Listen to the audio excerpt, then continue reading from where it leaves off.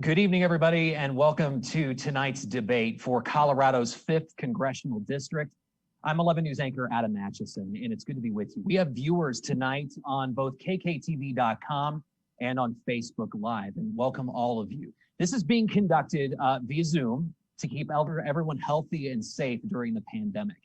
As you all know, we're just weeks away from a very important election in Colorado and across the country, and as part of that, Southern Coloradans are going to decide who will represent the 5th Congressional District in Washington.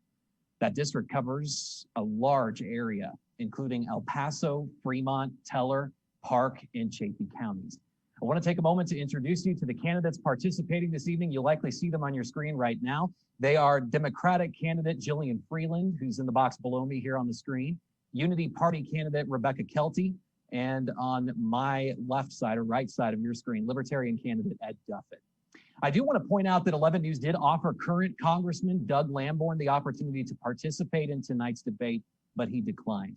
This format is as follows here in the next half hour. Each candidate will have 1 minute to introduce themselves shortly and 1 minute each for closing remarks. I will ask questions alternating who answers first. Each candidate will have then 90 seconds to answer those questions. We will then move on to the next candidate, and you will hear our timekeeper's alarm go off when it's time for you candidates to wrap up. We've gone through that. Everybody should be hearing that audibly. I may also, though, verbally indicate that your time is up for that question.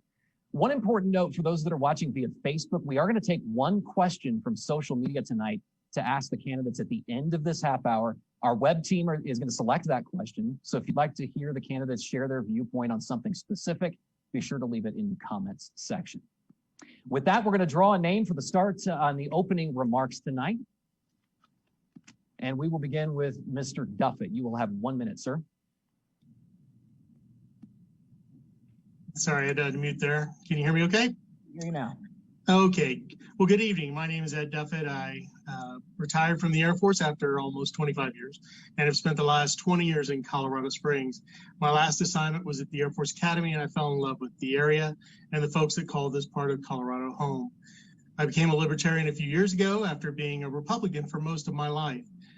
I became concerned that the Republican Party had lost its way, had become lazy with regard to protecting individual freedom, and our current representative had become lazy about just about everything. The fact that he is not here in the debate is indicative of his inability to represent the district within the state and in Washington. I'll discuss my issues with the Democrats later in the debate. Suffice to say, I'm all for treating adults like adults. We don't need an overlord state that will destroy the life of anyone that doesn't play along. So I want to thank KKTV and the other participants for making this possible. Thank you so much. Thank you, Mr. Duffett. We'll go on to the next candidate. Draw a new name here. Ms. Kelty, you have 1 minute now. Be sure to unmute. Sorry about that. I can hear you now. You're the Zoom thing. My name is Rebecca Kelty. I'm running for Congress for Colorado's 5th District to represent the people of the Pikes Peak region in Washington, D.C. I served and retired from the Navy after 21 years, and I've commanded and mentored hundreds of brave men and women. I probably served next to all 4 militaries. I've worked with many government agencies, including the Department of Homeland Security, Border Patrol, Border Protection, ICE, Coast Guard, all of the above. I briefed leaders of foreign countries and worked with NATO. There's a lot of experience that I believe that I can bring to the table. And hopefully we haven't had any change in the current administration that we've had.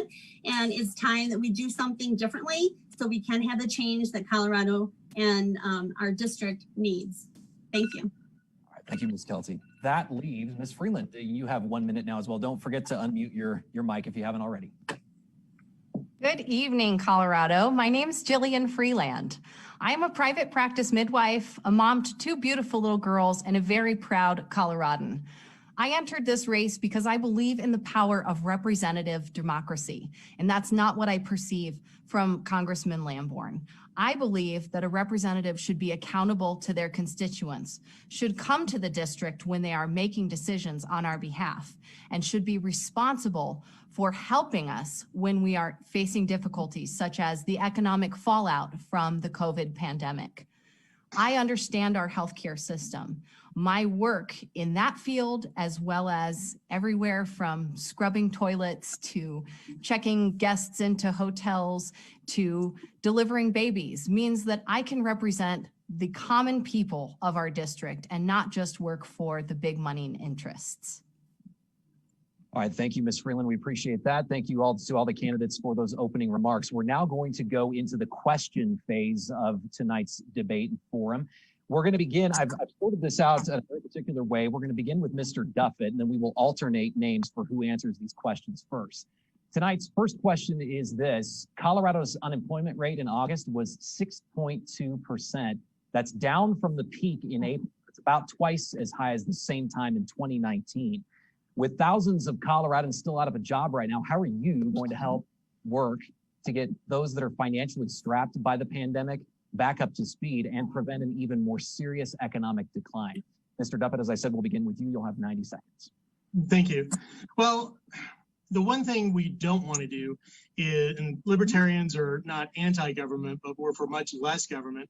The last thing that I would want to do is grow more government subsidies and basically giveaways. The one thing I would do is open up the economy. Colorado's outstanding for making sure that if they have the opportunity to grow, they will. If they have the opportunity to succeed, they will. We've got to open up the economy right away. It should never have been closed. And unfortunately, maybe the governor was too scared or whatever, but he took the most drastic action to make sure that, or for what he felt would be to keep the people safe. I'm sure that was it. I'm sure it wasn't because if the economy tanked, then the Democrats had a little bit better chance of winning in the November election. But he took the most drastic action. If we can open up the economy, we've seen that the little bit that we open it up, just incrementally, things get much, much better. So if we can open up the economy completely, everybody wears masks. I get that. That's perfectly fine. Don't understand why we have to social distance and wear masks at the same time. It seems like it's kind of redundant. But wear masks, open up everything, let people earn what they can. The unemployment would be solved. The unemployment was great before this happened. Or I'm sorry, the employment rate was great before this happened. And now it's not because of the actions that our governor took. I appreciate that. I appreciate the answers to that question. We'll now move to Ms. Freeland, and you also have 90 seconds to answer that question. So this is one of the many ways that Colorado has demonstrated incredible leadership. And the reason that we are one of the lowest per capita rates of COVID infection is because Governor Polis took an aggressive stance toward encouraging our citizens to wear masks. And I'll remind you, as a healthcare provider, when I go in for a C-section, we wear a mask in the operating room because it is proven science that it reduces the transmission of disease. And so while it was uncomfortable for us to close down our economy, and while I fully recognize that many of these businesses that have been suffering and the employees that have lost their jobs, that this is going to be a long-term problem, we have to take a long-term approach and not just look at our comfort on the day-to-day basis. Look at this as an issue for the common good. And by taking on that moderate discomfort of wearing a mask while we go to the grocery store or maybe not going out to eat, this is protecting our grandmothers, our friends and loved ones who have diseases that compromise their immune systems. And so while I fully respect personal freedoms, I also recognize that the science says we can take simple steps to reduce the spread of this disease because 210,000 Americans is too much. And if we can prevent one more death, it's worth it. Thank you, Ms. Freeland. That is the time on your response. Let's move to Ms. Kelty. You will have 90 seconds. Hi there. My response is basically we've learned a lot since the beginning of COVID. I believe that it was wise. You know, we shut down for a little bit. We had to learn, and we've learned a lot. We've learned what it is. We've learned since then. Who to protect and how to go forward. It's time to go forward. We have been shut down far too long, and we're actually damaging our Americans' economic health over the few that have the physical health risk, and we need to open things back up. We can keep the people who are at risk at home. They can wear masks. They can, keep the social distancing, but we need to let those who are healthy go forth and reboot our economy, reboot our country, and let those who need to be safe and protected home. And the rest of us can go out and get things back in line again. I mean, it's imperative. We're risking everything for a few that actually we can still protect and we can still open. And that's how we're going to fix our local economy. We've also learned our weaknesses, which was not being prepared, and also depending on other countries for our basic needs, our essentials. And we need to bring that back to America. We need to be self-sufficient in a country that other countries depend on, not the other way around. And if we bring those jobs back, that will we can get some of those into our local economy, into our state, and then we can actually grow it even further. But we have got to get back in line. We've got to open. Thank you for your response to that. Let's move on to question number 2, and Ms. Freeland will answer this one first. There's been a lot of national discussion about the Affordable Care Act, coverage for pre-existing conditions. We hear a lot about that in the news. We're also still dealing, as many of you have already referenced, the COVID-19. So what is your solution to healthcare? And how will you work to actually accomplish your goals if elected to Congress? Once again, Ms. Freeland, you have 90 seconds. Well, the easy one-sentence answer is I will vote for any legislation that expands coverage and reduces costs, because these are the two major issues that we are facing. We have tied our health access to employment. And now in the midst of a deadly pandemic, we have millions of Americans and their families losing access to health care, and additionally, contracting a disease that will be considered a pre-existing condition going forward due to the long-term neurological and respiratory impacts. Now, our opponent, Congressman Lamborn, gleefully proclaims that he has voted against the Affordable Care Act more than 50 times. And while I recognize that there are still problems within the system, that there is absolutely work that needs to be done, repealing the Affordable Care Act does not protect patients. It doesn't protect families. It doesn't protect our elderly. And so any action to move backward is not acceptable to me. And going forward, we need to make sure that every single person has access to care and that it covers everything we need. So that's our preventive care, our mental health care, addiction treatment, audiology, dental. These are all critical elements of healthcare, and they should all be included for everyone. Thank you, Ms. Freeland. We're now going to move to Ms. Kelty, who's next in line to answer this question. Once again, a minute and a half. There we go. Sorry about that. As far as the Affordable Care Act, it needs to be replaced, not just done away with. There are certain things in there like covering pre-existing diseases or issues, medical issues and stuff like that. That's important, I think. But I think that's something that they still want to continue on. It's not so much they're doing away with it, it's that they want to replace it with something better. And we've shown in the past that it's basically unsustainable. That the Affordable Care Act is absolutely unsustainable. We need to, as a country, come together, bring states together, instead of having state by state, open up the insurance industry beyond our own state borders, so others can, so it's competitive and people can actually afford to pay for their own health insurance. We can still have programs for those who have no insurance or who are too poor to cover the costs, but for the majority of Americans, bringing down the costs for all Americans is something that we can do, including pharmacy and dental and everything else. For some reason, America pays the highest pharmacy costs in the world, and that needs to change. That's absolutely ridiculous. And by opening up the lines of insurability across all states, will help keep that competitive, and it will definitely lower the costs. Americans are. Time is up, Ms. Kelty. Thank you very much. Appreciate Sorry. it. That's all right, Mr. Duffett. You now have 90 seconds.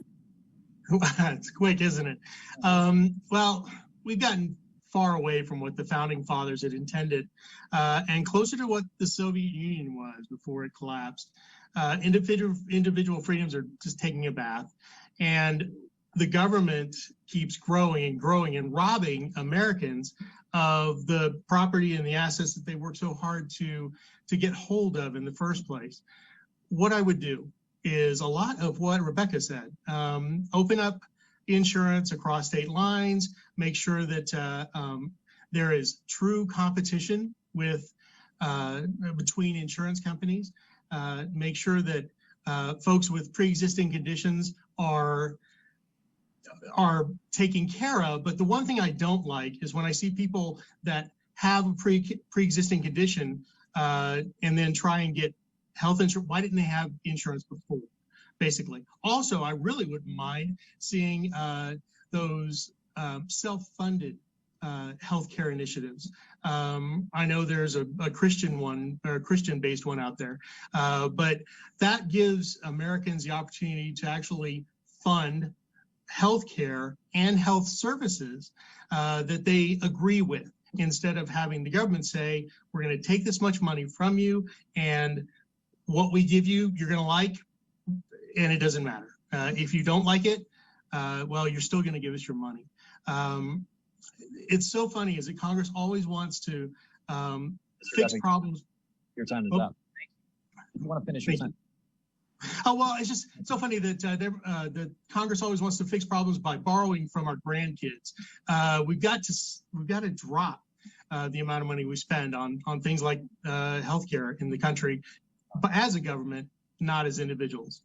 Appreciate it. Let's move on to question number 3, and we will begin with Ms. Kelty. This time you will also have 90 seconds to respond to this question. How beneficial do you believe the Space Force is for our state, and what would you do to ensure that the headquarters remains in Southern Colorado? Ms. Kelty. Hi there. I think the Space Force program is an essential program for America because the things that we learn, the things that we go forward with is it helps us learn new technologies, new ways of doing things. To keep it here in Colorado, I think it really depends on us fighting for it to stay, making it competitive for them to stay here monetarily. I mean, everything costs. And if we can keep the government costs down, basically responsible spending, I believe, and then giving them the incentive to stay here with, you know, with the talent force that we have here and the ability to expand, I really think that they'll want to stay. I really do. The best way to change or to scare someone off is to make it uncomfortable for them. And so if we keep everything copacetic, it allows us to be able to keep that talent, the force, and really working for us. I mean, we've already had a space program here as it was. It just makes sense to keep that here anyways. And that's what we need to imply is the common sense approach. And to move things across country here or there, it's fraudulent, or it's waste. It's waste in government spending. And if we keep the government spending responsible, I think they'll be incented to stay here. All right, Ms. Kelty, thank you very much. Mr. Duffett, you are next in line as we alternate candidates answering these questions. Thank you. We've got to get the Space Force headquartered here. If they go anywhere else, it will be because we didn't explain our case well enough. And I'm concerned that our current representation may not do that. We have the infrastructure already in place because of the Space Command. We have the talent as Rebecca mentioned, because in the local area because of the Space Command. Then there's the Air Force Academy, my last assignment. The synergy that will be created when the Academy that will provide the officers for the Space Force is literally right down the road would be staggering. In addition, funding should never be a problem for the Department of Defense, and since future conflicts will most likely occur over American soil in space. The Space Force should be fully funded. Once again, libertarians are not anti-Department of Defense. We're pro. Did we lose you, Department Mr. of Duffett? Defense. I think I still see you talking, but I do not hear your audio. So I just want to make sure maybe there was a little blip in your internet connection there. Oh, maybe. Can you hear me now? Give you just 1 or 2 seconds here to try to. Okay. Because I've got the little out. green screen going. Let me unmute and see what happens. Still not hearing you. I'll tell you what we'll do right now. Let's move on to Ms. Freeland. You can answer this question. And then I believe Mr. Duffett had about 30 seconds left. So we'll give him another 30 seconds. Ms. Freeland, can you hear me? And go ahead if you can. I do hear you. I agree with many of the things that Ms. Kelty and Mr. Duffett had to say. We do already have the infrastructure here in place. I also support, any industry that is going to bring good jobs to this district, because especially in Colorado Springs, the cost of living has just soared over the last few years. And so these excellent jobs that objectively, our military is one of the best ways that people can climb out of poverty. I absolutely support the logical decision to keep Space Command where it already is. And I can say we already have developments in process to provide the housing that the families of these service members will need. And it's been really exciting to talk to my childcare provider, who is engaged to a young officer who was just sworn into Space Command. And he's very enthusiastic and loves the area. And so I absolutely support keeping Space Command here and making sure that we have all of the infrastructure that we need. Okay, Mr. Thank you very much. I'm going to turn things back over to Mr. Duffett. I think you had about 30 seconds left and we had some audio trouble. Are you hearing us okay now? I'm hearing you okay. Can you hear me? Yes, I can hear you just fine. I'll wrap you up at the end here. Okay. Well, I was mentioning the synergy that will occur if between the Academy and the Space Force, since the Academy is going to be delivering officers to the Space Force. In addition, though, libertarians believe in a strong Department of Defense, and fully funding that Space Force would be important. Colorado would benefit from additional jobs that the Space Force would bring, and also, as I understand, there's even housing development that's waiting to find out if the Space Force is actually going to be headquartered here. So I think we can make sure that the Space Force needs to be here if we present the appropriate arguments to Congress, and whoa, it'll be great for this area. All right, Mr. Duffett, thank you. I appreciate everybody's patience through that. I know this is Zoom. We're all learning how to do things differently with the technology, and I'm glad we got that ironed out. We should be good to go to move forward with another question here. Candidates, the newest Gallup opinion poll of Congress puts its favorability rating at 17%.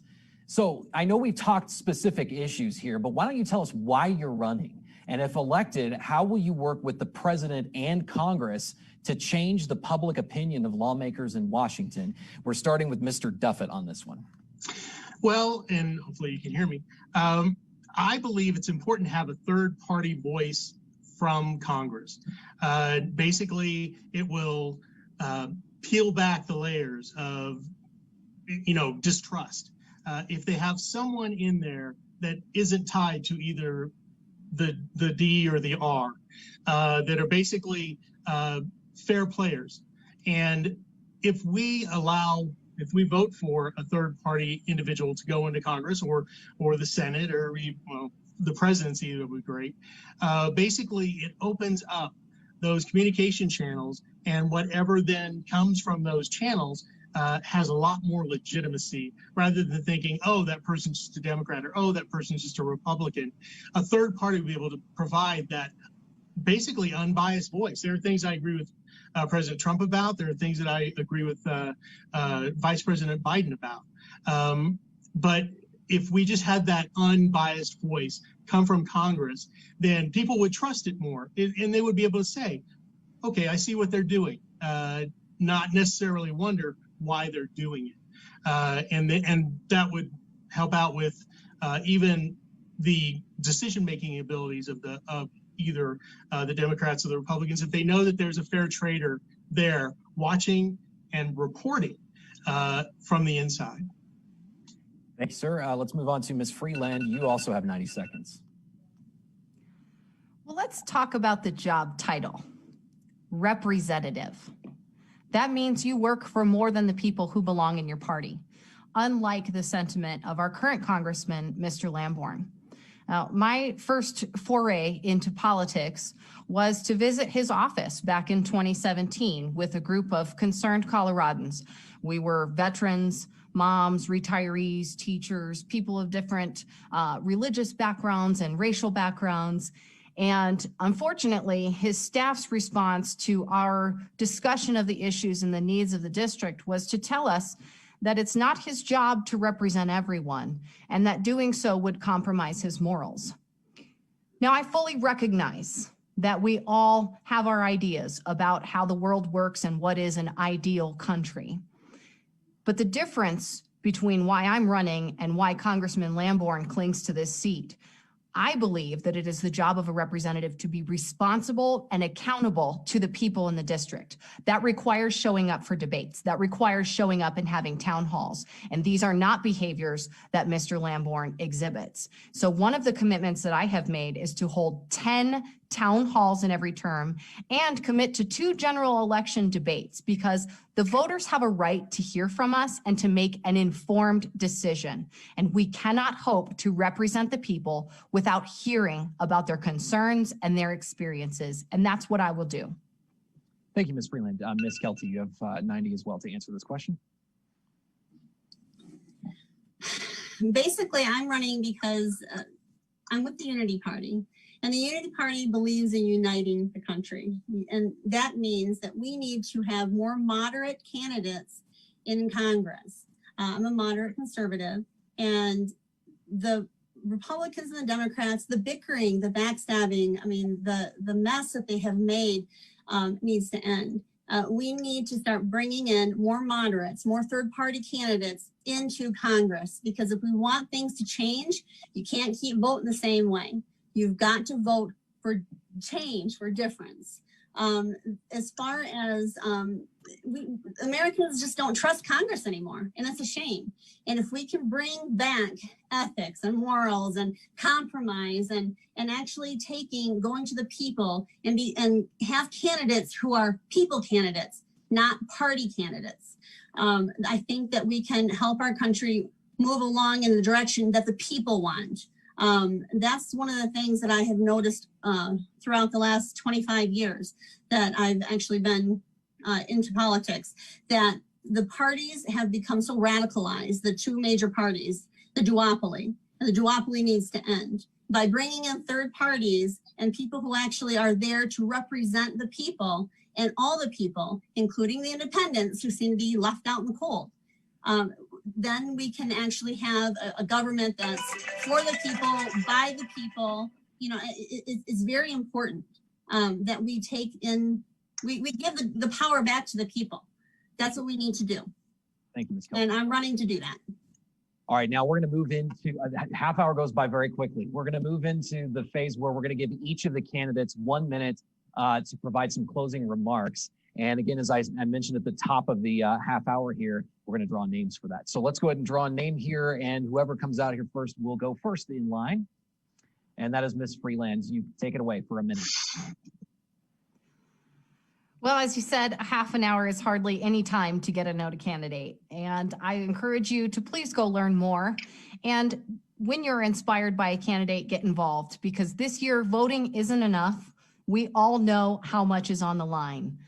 I think it's important to have healthcare providers at the table when we are writing healthcare policy as we go into this post-COVID economy and healthcare system. I think it's important to have middle-class people sitting at those tables too. We don't even make the median income in Colorado Springs, and so I can represent people who don't have $1 million in the bank. I also am mama to two beautiful little girls. I understand the struggle of trying to online kindergarten right now. It is insanity. And so, top of the line is we need new leadership in Congress. I am willing to do the work, and it's more important to make that progress than it is to toe a party line. So let's do this. Let's elect new representation in Colorado's 5th district. Jillian Freeland is with the Democratic Party. Thank you, Ms. Freeland. We'll now draw one other name here of the two remaining for closing remarks. Mr. Duffett, you are next. Forcing people to pay for other people's health care, schooling, and housing, and food, and all the other things that they would like, all without giving our citizens of the 5th district an opportunity to voluntarily help those out where they see fit, is not what our amazing United States of America was intended to be. Government should not be telling us what to do, taking our money to get whatever they feel is important done. It's only there to make sure that individuals have the ability to live their life in a way that they want to, based on their effort and their abilities. The people of this district are smart and independent, and they can take care of themselves and deserve the right to decide what they do and where their money goes. The voters of this district, after all, are adults, not kids. They are also politicians, and are the employees of the citizens of the United States, of this 5th district. I think I'm the only one with the desire and the passion to move on this mantra that, hey, let's give District 5 citizens an opportunity to, one, act like adults and behave like adults and be treated like adults. That's basically it. Thank you. Ed Duffett is a Libertarian candidate for Congressional District 5. Let's move. Of course, that leaves Ms. Kelty. You also have 1 minute. Thank you. First of all, I'd like to thank KKTV for putting this on. My belief, or why I'm running, is because I believe going back to basics. We need to go back to the Constitution. We need to give America back to the people. I support defending the First and Second Amendment, reforming TRICARE, term limits, which is a top priority for me. Making things affordable, not just free. America, everyone thinks this is free money. It's not free money. It comes out of someone's pocket, and it comes out of the American people's pocket. We need to stop stealing from Social Security, protecting it exactly how it was intended, and stop the government from borrowing from it. All sides, we need to have common core solutions.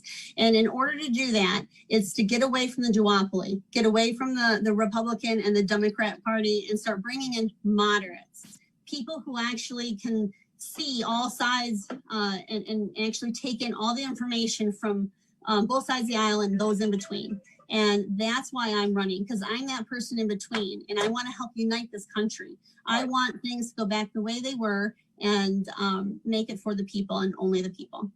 It is up, Ms. Kelty. Thank you so much. I want to thank, that's all right, Ms. Kelty. I want to thank Ms. Freeland. I want to thank Mr. Duffett for participating in tonight's debate. Don't forget, you at home have a great responsibility coming up on November 3rd, and that's to participate in this election. If you need help getting registered or have some sort of information that you need to know about getting plugged in for voting, go to kktv.com and click on Find It. We've got links set up there for all viewers in Colorado to participate in this election. Once again, thank you for watching here at kktv.com and on our Facebook page. Look for this posted here a little bit later if you'd like to review it. Thank you.